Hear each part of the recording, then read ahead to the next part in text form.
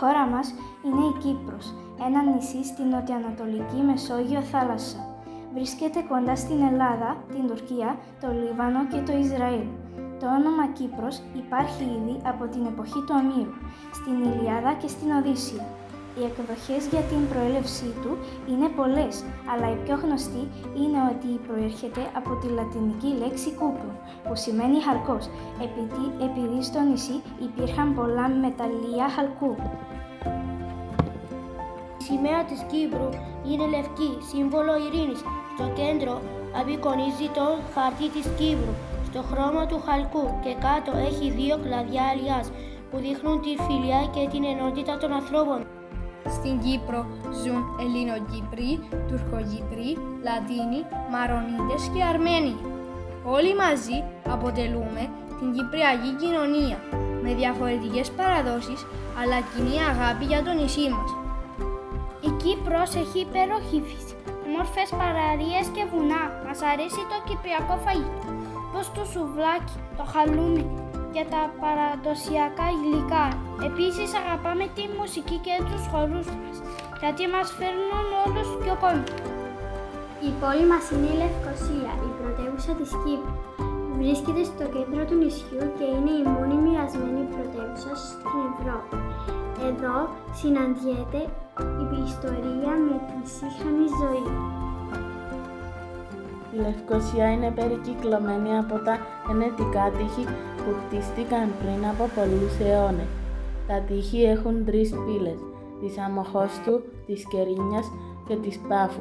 Η πιο γνωστή είναι η πύλη Αμμοχώστου, όπου σήμερα γίνονται πολλές εκδηλώσεις. Στη Λευκοσία υπάρχουν σπουδαία μουσεία, όπως το Κυπριακό Αρχαιολογικό Μουσείο και το Μουσείο Λαϊκής Τέχνης.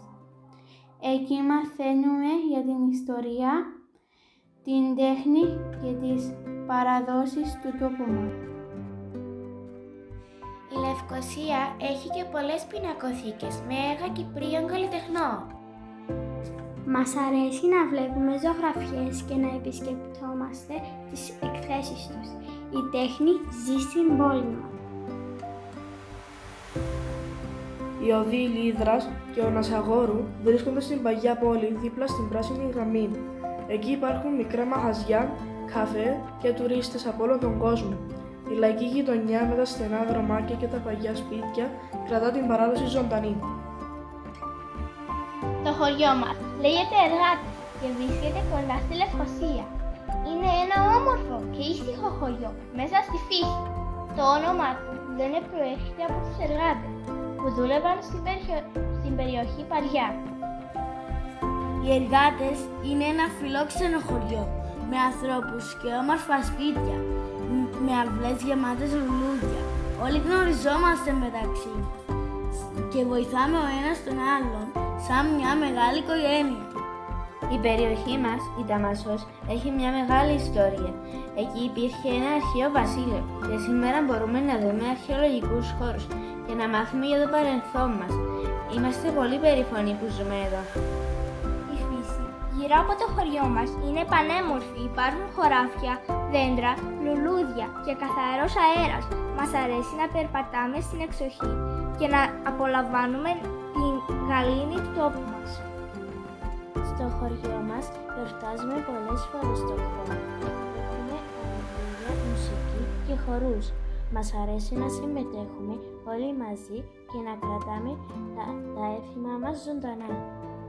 Γεια σας, είμαστε οι μαθητές του Δημοτικού Σχολείου Εργατών. Το σχολείο μας βρίσκεται κοντά στη Λευκοσία.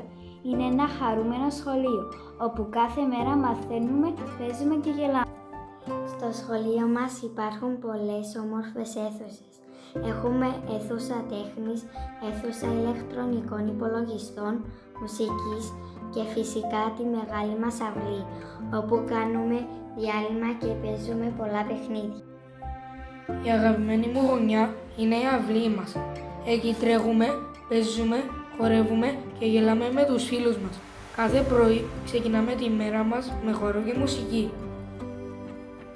Φέτος βάλαμε στόχο να κάνουμε το σχολείο μας πιο πράσινο. Φυτέψαμε δέντρα, λουλούδια και δημιουργήσαμε το δικό μας λαχανόκηπο. Μαθαίνουμε να φροντίζουμε τη φύση. Στην αίθουσα τέχνης ζωγραφίζουμε υπέροχα έργα. Μας αρέσει να εκφραζόμαστε με τα χρώματα και να δημιουργούμε όλοι μαζί. Στο σχολείο μας αρέσει να είμαστε εθελοντές. Μαζεύουμε φαγητό και ρούχα για όσους τα χρειάζονται. Επίσης, καθαρίζουμε το σχολείο και την κοινότητά μας. Αυτό που κάνει το σχολείο μας ξεχωριστό είναι η αγάπη, η φιλία και η συνεργασία μεταξύ μας. Το σχολείο μας είναι σαν μια μεγάλη οικογένεια.